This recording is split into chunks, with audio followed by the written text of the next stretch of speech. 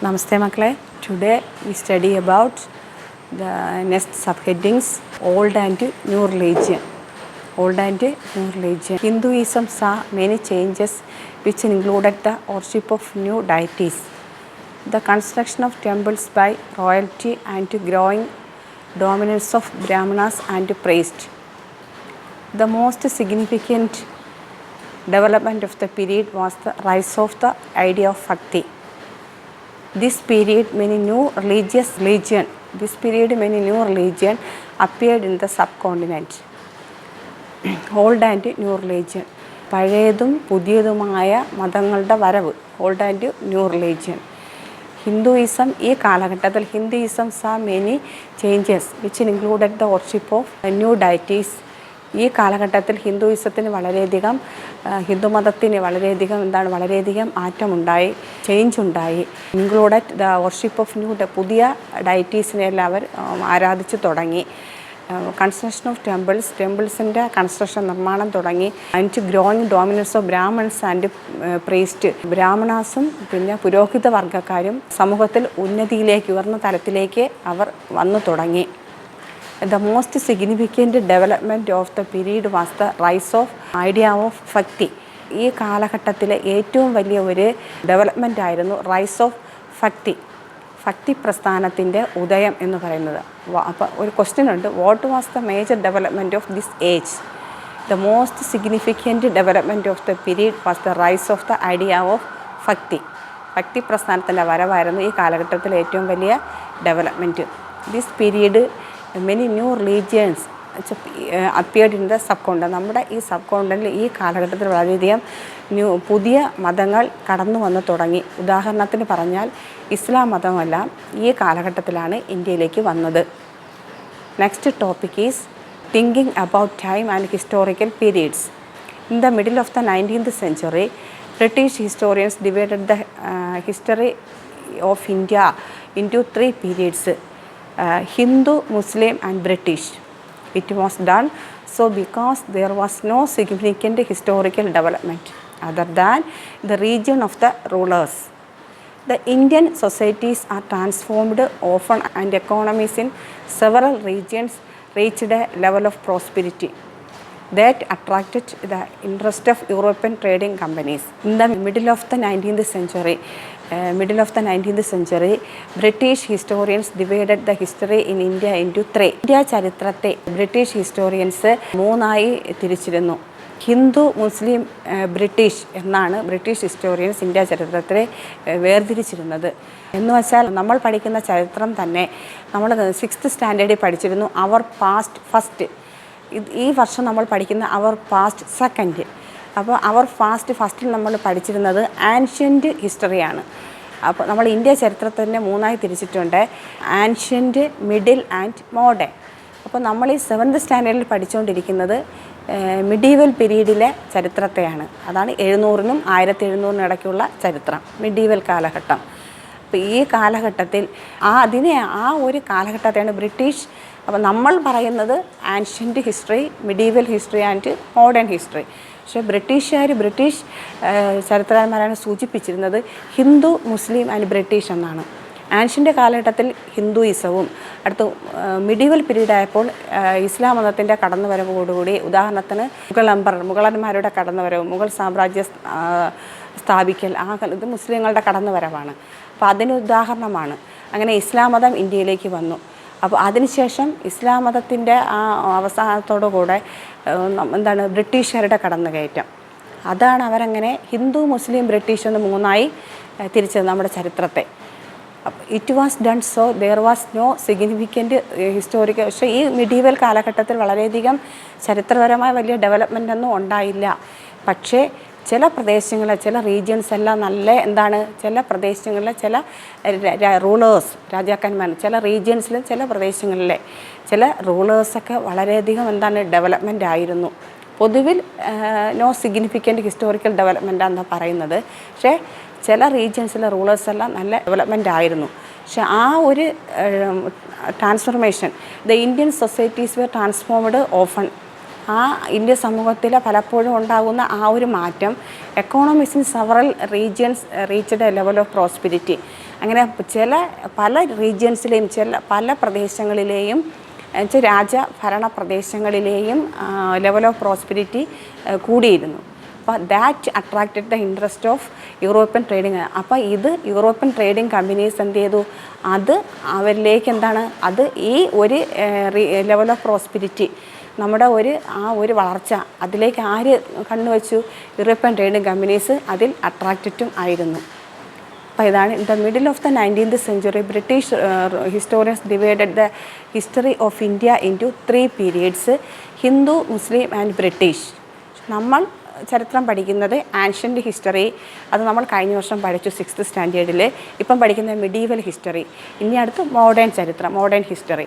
It was done so because there was no significant historical development other than the region of the rulers. അപ്പോൾ ഈ medieval പീരീഡിൽ നമ്മൾ പഠിക്കുന്ന ഈ medieval കാലഘട്ടത്തിൽ 700-നും 1700-നും ഇടയ്ക്കുള്ള ഈ കാലഘട്ടത്തിൽ എന്താണ്, വളരെയധികം ഇന്ത്യ ചരിത്രത്തിൽ വളരെയധികം മാറ്റങ്ങളൊന്നും എടുത്തു പറയത്തക്കതില്ല എന്നാണ് ചരിത്രകാരന്മാർ സൂചിപ്പിക്കുന്നതെങ്കിലും ചില പ്രദേശങ്ങളിൽ വളരെയധികം ട്രാൻസ്ഫോർമേഷൻസ് ഉണ്ടായിരുന്നു, മാറ്റങ്ങളുണ്ടായിരുന്നു. Indian societies were transformed often and economies in several regions reached a level of prosperity. ചില പ്രദേശങ്ങളിൽ ഭരണപ്രദേശങ്ങളിൽ വളരെയധികം ലെവൽ ഓഫ് പ്രോസ്പെരിറ്റി റീച്ച് ചെയ്തിരുന്നു.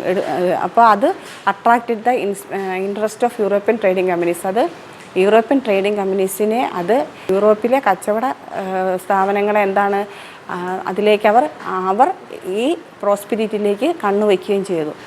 അവർ ഇൻട്രസ്റ്റ് ആവുകയും ചെയ്തു. നമുക്ക് ഇതോടെ നമ്മുടെ ഈ അധ്യായം ഇവിടെ അവസാനിക്കുകയാണ്. നമ്മൾ ട്രേസിങ് ചേഞ്ചസ് ത്രൂ 1000 years എന്നുള്ള ഈ അധ്യായത്തിൽ ട്രേസിങ് ചേഞ്ചസ് ത്രൂ 1000 വർഷത്തെ നമ്മുടെ ചരിത്രം, അതാണ് ഈ ഫസ്റ്റ് അധ്യായം. ഇതിൽ നമ്മൾ കുറേ സബ് ഹെഡിങ്സ് പഠിച്ചു. ആദ്യം പഠിച്ചത് മാപ്പുകളുടെ വ്യത്യാസമാണ്. ആദ്യമുണ്ടായ മാപ്പ്, രണ്ടാമതുണ്ടായ മാപ്പും ആ ഒരു കാലഘട്ടത്തിലെ വ്യത്യാസം. രണ്ടാമത് നമ്മൾ അതിൽ പഠിച്ചത് ന്യൂ ആൻഡ് ഓൾഡ് ഭാഷകളിലുണ്ടാകുന്ന terminology, new and old terminology എന്നൊരു സബ് ഹെഡിങ് പഠിച്ചു. ഭാഷകളുടെ അർത്ഥവ്യത്യാസത്തിൻ്റെ കാര്യം നമ്മൾ പഠിച്ചു. മൂന്നാമത് പഠിച്ച ഹിസ്റ്റോറിയൻസ് ആൻഡ് ദെയർ സോഴ്സസ്, ചരിത്രകാരന്മാരും അവർക്ക് അത് നൽകുന്ന ഉറവിടങ്ങളെക്കുറിച്ച് നമ്മൾ പഠിച്ചു. പിന്നെ നമ്മൾ പഠിച്ചത് new social and political group. നമുക്ക് സാമ്പത്തികമായി മാറ്റങ്ങൾ ഉണ്ടാകുമ്പോൾ പുതിയ പുതിയ ഗ്രൂപ്പുകൾ, അപ്പോൾ ടെക്നോളജിക്കൽ ചേഞ്ചസിനെ കുറിച്ച് നമ്മൾ പഠിച്ചു. അത് കഴിഞ്ഞ് നമ്മൾ നെക്സ്റ്റ് പഠിച്ച റീജിയൺ ആൻഡ് എംപയർ. ചില സാമ്രാജ്യങ്ങളുണ്ടായി, ചില പ്രദേശങ്ങൾ രൂപം കൊണ്ടു, അവിടെ റൂളേഴ്സ് ഉണ്ടായി, ചില സാമ്രാജ്യങ്ങളുണ്ടായി. Region and empire. ദെൻ നമ്മൾ ഇന്ന് പഠിച്ചത് ഓൾഡ് ആൻഡ് ന്യൂ റിലീജിയൻ, പുതിയതും പഴയതുമായ റിലീജിയനെ കുറിച്ച് ഇന്ന് നമ്മൾ ആ സബ് ഹെഡിങ്സാണ് ഇന്ന് നമ്മൾ പഠിച്ചത്.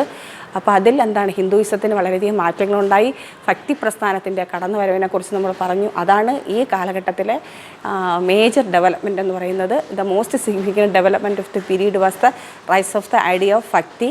പിന്നെ ഇതേ സമയത്ത് തന്നെയാണ് പുതിയ മതങ്ങൾ ഇന്ത്യയിലേക്ക് കടന്നു വന്ന. ഉദാഹരണം ഇസ്ലാം മതം. അടുത്ത് നമ്മൾ പഠിച്ച thinking about time and historical periods. അപ്പോൾ ഈ കാലഘട്ടത്തിൽ ബ്രിട്ടീഷ് ഹിസ്റ്റോറിയൻസ് ഇന്ത്യ ചരിത്രത്തെ തിരിച്ചു? ഇന്ത്യ ചരിത്രത്തെ മൂന്നായി അവർ വിഭജിച്ചിരുന്നത് ഹിന്ദു, മുസ്ലിം ആൻഡ് ബ്രിട്ടീഷ് എന്നാണ് അവർ തിരിച്ചിരുന്നത്. നമ്മൾ പഠിക്കുന്ന ആൻഷ്യൻ്റ്, മിഡിൽ ആൻഡ് മോഡേൺ, അങ്ങനെയാണ് അവർ തിരിച്ചിരുന്നത്. അപ്പോൾ ഈ ഇത്രയും സബ് ഹെഡിങ്സിനെ കുറിച്ചാണ് നമ്മൾ പഠിച്ചത്. അടുത്ത് നമുക്ക് ടെക്സ്റ്റിലെ കുറച്ച് വർക്ക് നോക്കാം. ടെക്സ്റ്റിൽ state whether true or false എന്ന് കൊടുത്തിട്ടുണ്ട്. We do not find inscriptions for the period after 700. അത് ഫോൾസ് ആണോ ട്രൂ ആണോ? We do not find inscriptions for the period after 700. നമുക്ക് 700 വർഷങ്ങൾക്ക് ശേഷം നമുക്ക് ഇൻസ്ക്രിപ്ഷൻസ് ഒന്നും കണ്ടെത്താൻ കഴിഞ്ഞില്ല എന്ന് പറഞ്ഞാൽ അത് ഫോൾസ് ആണ്. അപ്പോൾ we do not find inscriptions for the period after 700, അത് ഫോൾസ് ആണ്. The Marathas asserted their political importance during this period. അതും ഫോൾസ് ആണ്. ഒരിക്കലും മറാത്താസ് നമ്മൾ പഠിച്ചിട്ടുണ്ട്. ന്യൂ സോഷ്യൽ ആൻഡ് പൊളിറ്റിക്കൽ ഗ്രൂപ്പ്സിൽ മറാത്താസ് ഇങ്ങനെ കുറേ വിഭാഗങ്ങൾ ഡെവലപ്പ് ചെയ്ത കാര്യം ടീച്ചർ പഠിപ്പിച്ചു. അപ്പോൾ മറാത്താസ് ഒരിക്കലും asserted their political importance during this period. അപ്പോൾ അവരൊരിക്കലും അസർട്ട് ചെയ്തിരുന്നില്ല ഈ കാലഘട്ടത്തെ. അപ്പോൾ അത് ഫോൾസ് ആണ്. Then forest dwellers were sometimes pushed out of their lands with the spread of agriculture settlements. അത് നമ്മൾ പഠിച്ചു. ചില ഫോറസ്റ്റ് എന്ന് വെച്ചാൽ forest dwellers sometimes pushed out of എന്ന് വെച്ചാൽ അവരെന്താണ് ഈ കാട്ടിൽ വില്ലേജ് ഗ്രാമങ്ങളിലൊക്കെ ഉള്ളവർ അവർ എന്താണ് കാട്ടിലേക്കുള്ളവർ അവരിങ്ങനെ പുറത്തേക്ക് വന്നിരുന്നു. പുഷ്ഡ് എന്താണ് out of their lands with the spread of അഗ്രികൾച്ചറിൻ്റെ ഡെവലപ്മെൻറ്റോടെ അവരെന്താണ് കൃഷിയിൽ കൃഷി വികസിച്ചപ്പോൾ അവരെന്താണ് ഫോറസ്റ്റ് ഡുവലേഴ്സ് എല്ലാം അവരെന്താണ് അതിൽ നിന്നും പുറത്തേക്ക് വന്നിരുന്നു. സെറ്റിൽമെൻറ്റ് ചെയ്തിരുന്നു. പുറത്ത് വില്ലേജിലും ഗ്രാമപ്രദേശങ്ങളിലോട്ട് വന്ന് അവരെന്ത് ചെയ്തു, അവർ സെറ്റിൽമെൻറ്റ് ചെയ്തു. അത് ട്രൂ ആണ്. അടുത്ത സുൽത്താൻ ഗിയാസുദ്ദീൻ ബാൽബൻ കൺട്രോൾഡ് ആസാം, മണിപ്പൂർ ആൻഡ് കാശ്മീർ. അത് ഫോൾസാണ്. അദ്ദേഹം ഒരിക്കലും ആസാമും മണിപ്പൂറും കാശ്മീരും ഒന്നും കൺട്രോൾ ചെയ്തിരുന്നില്ല. Then fill in the blanks. Archives are places where dash are kept. നമ്മൾ ആർക്കൈവ്സിനെ കുറിച്ച് ഒത്തിരി തവണ ടീച്ചർ പറഞ്ഞു തന്നതാണ്. പ്ലേസസ് വെയർ അവിടെ എന്താ ആർക്കൈവ്സ് സൂക്ഷിച്ചിരിക്കുന്നത്? മാനുസ്ക്രിപ്റ്റ്. എന്താ മാനുസ്ക്രിപ്റ്റ് എന്ന് ടീച്ചർ പഠിപ്പിച്ചിരുന്നു. Then Ziauddin Barani was a 14th century dash was a 14th century chronicler. അത് സിയാവുദ്ദീൻ ബരാനി വാസ് എന്ന് വെച്ചാൽ ഈ ക്രോണിക്ലർ എന്ന് പറഞ്ഞാൽ ആ സ്പോട്ടിൽ പോയി ചരിത്രം എഴുതുന്ന ആളാണ്. അത്രയും തീവ്രതയോടെ എഴുതുന്ന ആളിനെയാണ് ഈ ക്രോണിക്ലർ എന്ന് പറയുന്നത്. അപ്പോൾ സിയാവുദ്ദീൻ ബരാനി ഒരു ക്രോണിക്ലറായിരുന്നു ചരിത്രത്തിൽ. ഇവിടെ പോയി ചരിത്രം എഴുതുന്ന ആളാണ് ക്രോണിക്ലർ എന്ന് പറയുന്നത്. അടുത്ത് dash dash dash dash and dash fair some of the new crops introduced into the subcontinent during the period. അപ്പോൾ നമ്മുടെ ഇന്ത്യയിലല്ലാതെ യൂറോപ്പിൽ നിന്ന് വന്ന നമ്മുടെ ഫുഡ് ഐറ്റംസും ബിവറേജസ് പാനീയങ്ങളും എന്തൊക്കെയായിരുന്നു? Potato, corn, chillies, tea and coffee അല്ലേ? ഇതൊക്കെ നമ്മൾ യൂറോപ്പിൽ നിന്ന് ഇങ്ങോട്ട് യൂറോപ്പിൻ്റെ കടന്നുവരവാണ്, ഇങ്ങോട്ട് വന്നതാണ്. അതെല്ലാം യൂറോപ്പിൽ നിന്നും ഇന്ത്യയിലേക്ക് നമ്മുടെ സബ് കോണ്ടിലേക്ക് വന്നതാണ്. ഇത് ടീച്ചർ നിങ്ങൾക്ക് സെൻഡ് ചെയ്ത് തരാം. ഇത് ഫോട്ടോ എടുത്ത് സെൻഡ് ചെയ്ത് തരാം. ബാക്കി നോട്ട്സ് കൂടെ തരാം. അപ്പോൾ ഈ ചാപ്റ്റർ തീർന്നു കഴിഞ്ഞു. ഈ ചാപ്റ്റർ എന്തെങ്കിലും സംശയം ഉണ്ടെങ്കിൽ ടീച്ചറെ നിങ്ങൾ വിളിക്കുക. കുറച്ച് നോട്ട്സ് കൂടി തരാനുള്ള ടീച്ചർ സെൻഡ് ചെയ്ത് തരാം. നമസ്തേ.